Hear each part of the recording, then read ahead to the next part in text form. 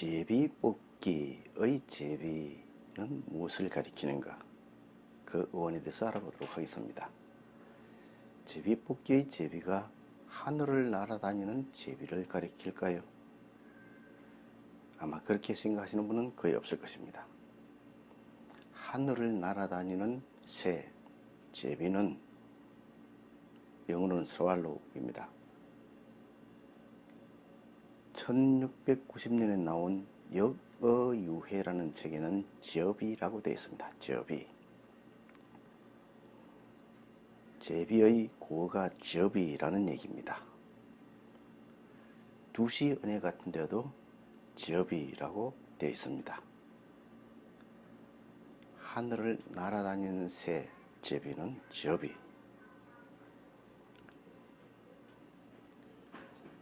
그 제비 여러 마리 중에서 하나를 뽑는 게 제비뽑기냐? 아닙니다. 그렇지 않습니다.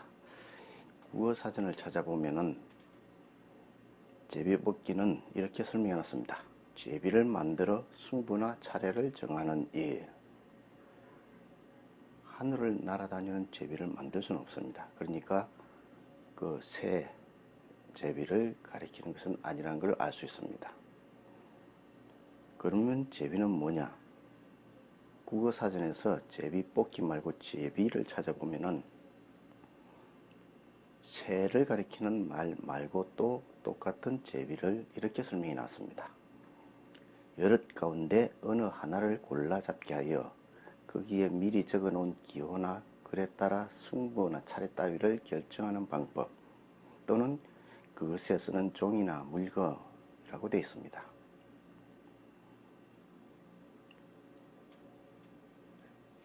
차례 순서를 정할 때 하나 골라 잡는, 뽑는 것, 그 쪽지나 물건을 제비라 한다는 것입니다.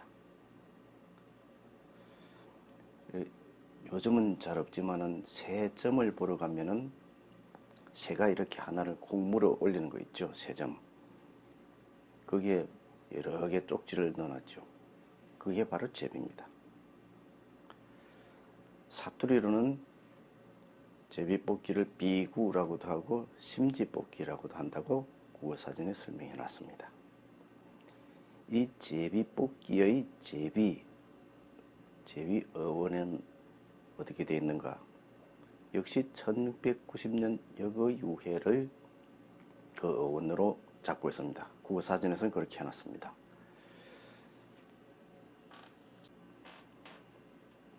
염추라는 말이 있는데 이 염추를 설명해 놓는데 이렇게 해놨습니다. 물건 나누는데 접이 잡다 라고 했습니다. 물건 나누는데 라고 했는데 물건을 뭐 3개씩 나누든 뭐 몇 개씩 몇 사람한테 나누는데 접이 잡다. 제비를 뽑아서 나눠주는 것입니다. 그것을 염추라 한다는 것입니다. 염추는 이점자 아닙니다. 손으로 집는다는 겁니다. 하나 집는 것. 그리고 추는 뽑는다는 말입니다. 뽑을 추자입니다. 염추는 뭐냐면은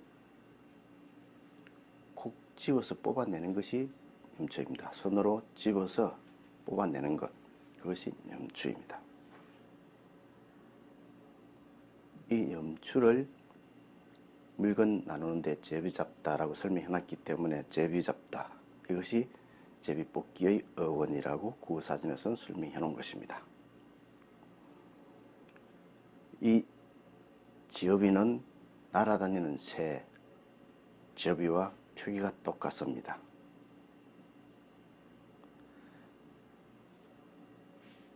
보통 국어사전에서 우리말 단어의 어원을 얘기할 때에 훈몽자해나 역어유해 또는 석보상절, 월인석보 같은 것들을 꼽습니다.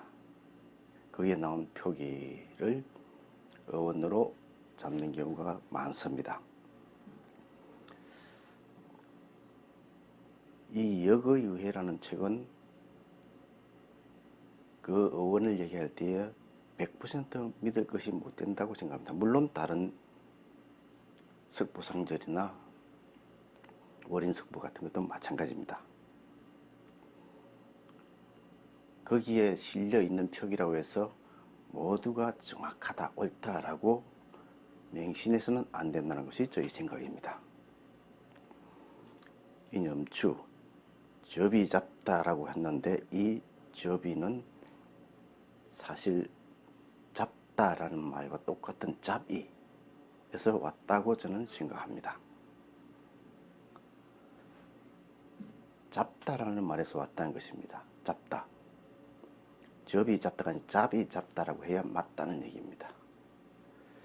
잡이는 무엇이냐? 손잡이가 가장 대표적입니다. 손잡이.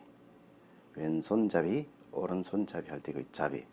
또 칼잡이라는 말도 쓰고 칼을 잘 쓰는 사람을 칼잡이, 총 잘 쓰는 사람 총잡이. 돌잔치 할 때 어린 아기가 어떤 물건을 짚는가? 돌잡이. 싸움할 때 멱살잡이 하죠. 그리고 맞잡이, 드잡이, 앞잡이라는 말도 있고 길잡이라는 말도 있습니다. 바람잡이, 고기잡이 다 마찬가지입니다. 그러한 잡이, 영어로 하면 핸들, 그립, 가이드, 그에 해당하는 순우리말이 잡이니까 접이라고 했지만 그 잡이가 올바르다고 생각한다는 얘기입니다.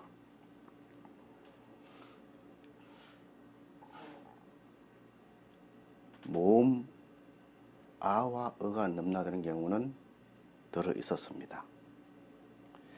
우리가 나이 10살 때, 나이 9살, 10살, 10살 때 이런 것을 동국 신숙 상강 행실들을 보면은 설이라고 해놨습니다. 우리가 1살, 2살 하는 게 그때는 1설, 2설, 나이가 몇 설이라고 설이라고 되어 있었던 것입니다. 설이 지금은 살로 쓰입니다. 그와 마찬가지로 접이 잡다는 이 지어는 제로 바뀔 것이 아니라 잡, 즉 잡이, 제비로 바뀌어야 올바르다고 생각합니다.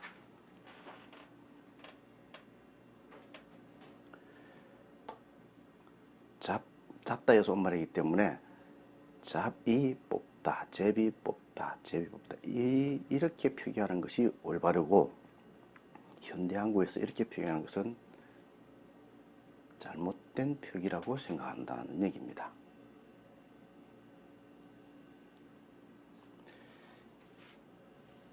이 염추는 제비 뽑기를 설명한 것이기는 하지만 여기에는 제비라는 말은 사실은 없습니다.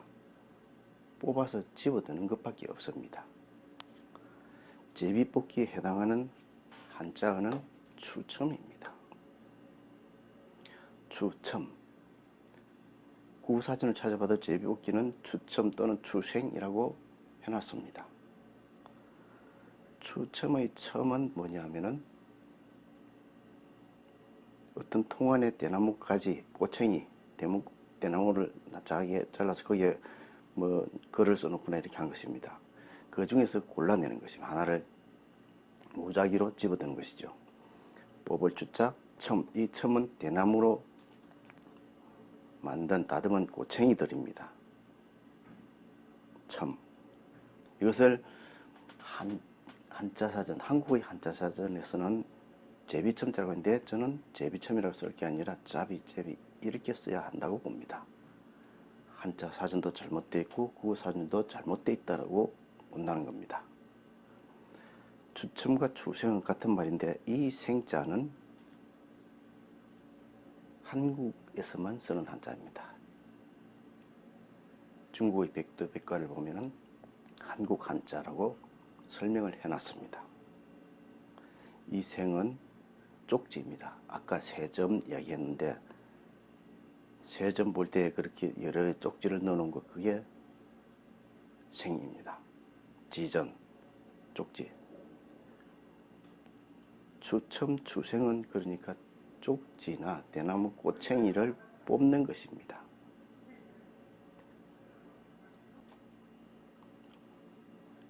비슷한 말로 공중제비라는 것이 있습니다. 공중제비. 공중제비는 어떤 겁니까? 허공에서 몸을 회전하는 걸 돌리는 거죠. 이 제비도 하늘을 날아다니는 새와는 관계가 없는 말이라고 할 수 있습니다. 공중제비, 스왈로우가 아니고 잡이라고 본다는 얘기입니다. 공중제비를 국어사전에서 찾아보면 비슷한 말로 공중거리라고 해놨습니다. 공중거리. 그리고 북한어로는 흑웅잡이라고 한다고 되어 있습니다. 북한에서는 공중제비를 흑웅잡이라고 하는 것입니다. 공중거리, 흑웅잡이, 공중제비가 같은 말이라는 얘기입니다. 공중거리는 뭐냐? 철봉이나 뭐 어떤 나뭇가지 같은 것을 잡지 않고 아무것도 걸려있지 않고 그냥 도는 것이, 허공에서 도는 게 공중거리입니다. 그리고 북한에서 쓰는 흑웅잡이는 흑웅을 뭘 잡고 도는 것이 아니라, 철봉이라든지 뭐 평영봉 이런 것을 잡고 도는 것이 아니라 흑웅을 잡고 돈다는 겁니다. 흑웅을 잡고 도는 거예요. 아무것도 안 잡고 도는 것이 흑웅잡입니다. 흑궁, 흑공. 그러니까 이것 역시 공중잡이, 공중을 잡고 아무것도 안 잡고 공중을 잡고 돈다는 것입니다. 그래서 공중잡이, 제비가 맞고, 이 제비는 표기를 잘못한 것이라고 봅니다. 우리가 먹는 음식, 수제비의 제비는 올바른 표기일까요? 이 수제비 역시 이러한 표기가 맞고, 이 표기는 잘못된 것이라고 저는 생각합니다. 수제비는, 이 숫자는 손숫자와 자비, 우리말 자비, 손숫자와 자비가 합쳐진 게 아닌가 추측이 됩니다. 수제비라는 음식은 국어사전에 이렇게 설명을 해놨습니다. 밀가루를 반죽하여 맑은 장국이나 미역국 따위에 적당한 크기로 떼어 넣어 익힌 음식. 그리고 이것은 한자로 박탁이라고도 한다라고 했고, 그 어원을 역시 1690년에 나온 역어유해의 슈저비로 들고 있습니다. 슈저비. 슈저비는 그 한자가 굉장히 어려운 한자로 되어 있습니다. 역어유해는 면훌달, 한자 사전을 찾아도 안 나옵니다. 면자는 나오지만 이런 글자는 나오질 않습니다. 한자 사전에 없습니다. 이것이 수제비라고 되어 있습니다. 그런데 사실 그보다 160년쯤 먼저 나온 최세진의 훈몽자해라는 책에는 박탁이 나옵니다. 박탁, 이것이 수제비입니다.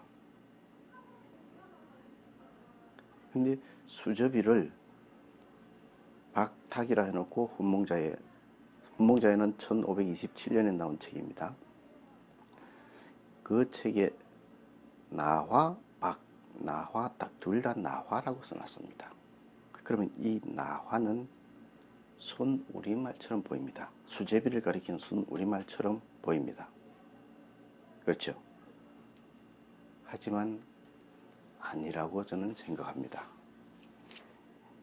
이 나화는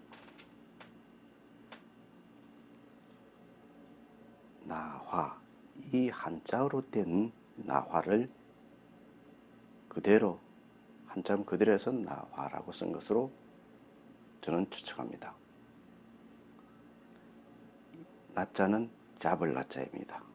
그리고 화자는 배절 때의 그 삿대, 가리킵니다. 그리고 삿대를 가리키는 말이기도 하고 조금씩 떼어서 나누는 것을 이 화라고 합니다. 삿대로 이렇게 저으면서 가는 그 배를 저어갈 때 그 삿대가 이 화이기도 하고 나누는 것을 나타내는 글자입니다. 한자입니다. 그러니까 나화는 뭐냐? 밀가루 반죽을 잡고 조금씩 떼어 나누는 것입니다. 수제비를 가리키는 한자어라고 생각됩니다. 수제비를 우리 조상들이 이렇게 나화라고도 썼기 때문에 나화, 박탁 모두 수제비를 가리키는 말입니다. 그래서 이렇게 최세진의 훈몽자에서는 나화, 박, 나화탁 둘 다 박, 박탁 둘 다 수제비라고 되어 있는데 수제비, 제자는 틀렸다고 저는 본다 그랬습니다. 잡을 나자입니다. 그래서 손으로 잡아 뜯는다라는 의미에서 이러한 표기를 한자를 사용했던 것으로 보입니다.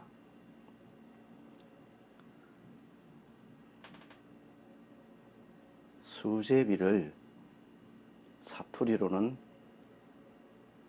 밀제비, 제비, 밀떡국, 또 띵죽이라고 합니다. 띵죽은 그 반죽 이렇게 크게 한 반죽에서 조금 띄어 넣는다고 띵죽이라 하는 것으로 보입니다. 더부랑국, 뜨대국, 뜨대기라고도 합니다. 북한에서는 이 수제비를 뜨덕국이라 합니다. 뜨덕국. 조금씩 뜯어서 넣은 끓인 국, 뜯어 넣어서 끓인 국, 뜨덕국. 뜨덕국이 한 방에 확 와닿습니다. 수제비는 손으로 잡아 뜯는다는 의미에서 이렇게 수제비라고 한 것으로 추측이 됩니다. 한자와 우리말 자비가 합쳐진 말로 생각이 됩니다. 공중제비를 북한에서는 흑웅잡이라 하고 수제비를 뜨덕국이라 하는데 둘 다 북한어가 좀 더 어원에 가깝고 좀 더 쉽게 알아차릴 수 있는 우리말이라고 생각이 됩니다. 그러면 물수제비라는 말은 어떻게 된 것일까? 물수제비는 납작한 조약돌 같은 것을 물 위 수면 위로 이렇게 옆으로 던지면은 탁탁탁탁 튀어 나가는 것, 그것을 물수제비 뜬다라고 합니다. 저는 이 물수제비가 이 제비가 지금 여기서 말하는 다른 제비와는 달리 자비가 아니고 제비, 날아다니는 새 제비, 그 제비라고 봅니다. 위의 세 개와는 달리 이 제비는 날아다니는 새를 가리킨다고 봅니다. 그리고 수는 여기는 손수였지만 이거는 물수. 그래서 물과 수를 중첩한 말로 봅니다. 그렇게 추측합니다. 손수, 물수 다릅니다. 그래서 같은 말이 아니고 이 물수제비는 물 위로 제비가 미끄러져 가듯이 물찬 제비처럼 이렇게 수면을 미끄러져 가는 것을 물수제비라고 한 것으로 봅니다. 물과 수는 중첩된 말입니다. 이 물수제비를 영남 지역 방언으로는 반대라고 합니다. 반대친다. 그리고 호남 방언으로는 물꼭질 한다라고 합니다. 물꼭질. 북한에서는 물찰찰이 또는 물종개라 한다고 합니다. 물종개의 종개는 미꾸라지를 가리킨다고 합니다. 미꾸라지. 그러니까 물 수면을 이렇게 미끄러져 가는 미꾸라지 같아 해서 물종개를 하는 것으로 보입니다. 그래서 이 제비는 자비가 아니고, 위에 나오는 들어가는 달이 자비가 아니고 이 제비, 날아다니는 새, 스왈로를 가리키는 말이고, 물수제비는 물과 수는 중첩된 말이고, 이수제비와는 다르다는 것입니다.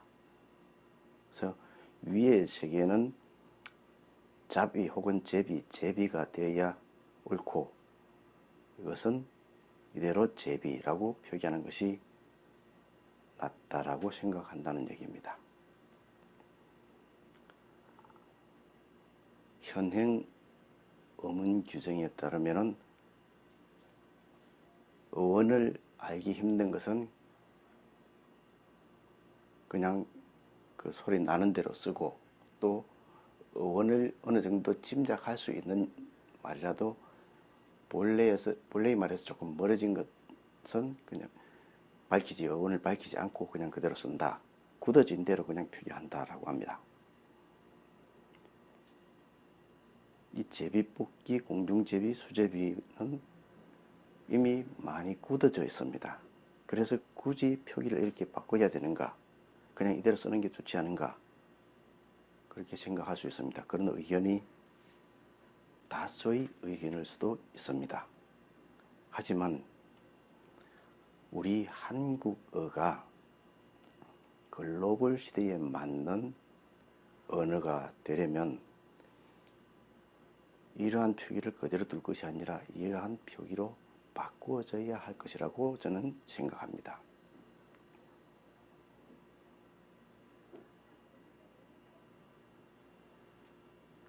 과거 우리 조상들이 잘못 표기해 놓은 것이 있다면 오늘날의 후대인 우리가 바로 잡아야 할 것입니다. 과거 조상들이 쓴 게 모두 올바른 것은 아닐 수 있습니다. 국어사전에서 마름이라는 말을 찾아보면 한자로 사음이라고 쓴다고 되어 있습니다. 마름을 찾으면 한자로 사음이라고 해놨습니다. 사음은 마름이 아닙니다. 세종대왕 때부터 사음동을 마름글로 잘못 읽었던 것입니다. 우리 한국어는 세종대왕 때부터 시작된 게 아닙니다. 글자만 그렇고 그전에는 없었느냐? 있었습니다. 그럼 그전에 한자로 되어 있었느냐? 아닙니다. 한자가 나오기 전부터, 그 수천 년, 수만 년 전부터 말은, 언어는 있었습니다.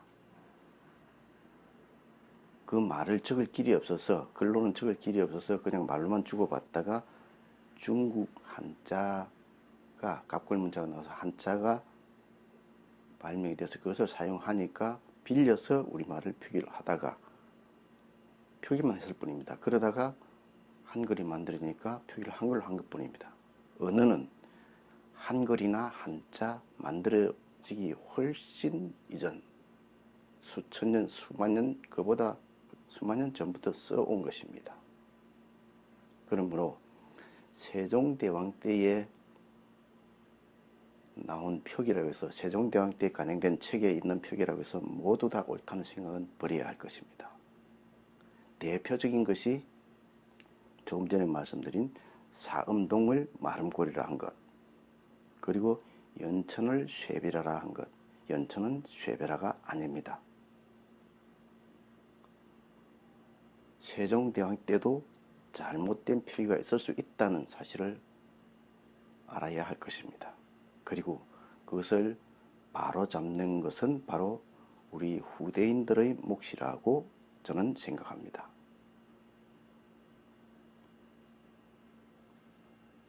만약에 이 영상을 시청하는 분들 중에 석사학위, 국어학에서 석사학위, 박사학위를 가진 분이 계시다면 이러한 부분에 대해서 좀 깊이 연구하고 다뤄봐 주시기를 부탁드립니다. 아니, 당신이 직접 하지 왜 남한테 부탁하느냐, 그렇게 핀잔 주는 분이 계실지 모르겠으나 저는 대학을 학부 4년만 졸업한 사람입니다. 석사, 박사가 아닌 사람은 학회에서 발표할 자격이 없습니다. 논문을 발표할 수도 없습니다. 그래서 부탁을 드리는 것입니다.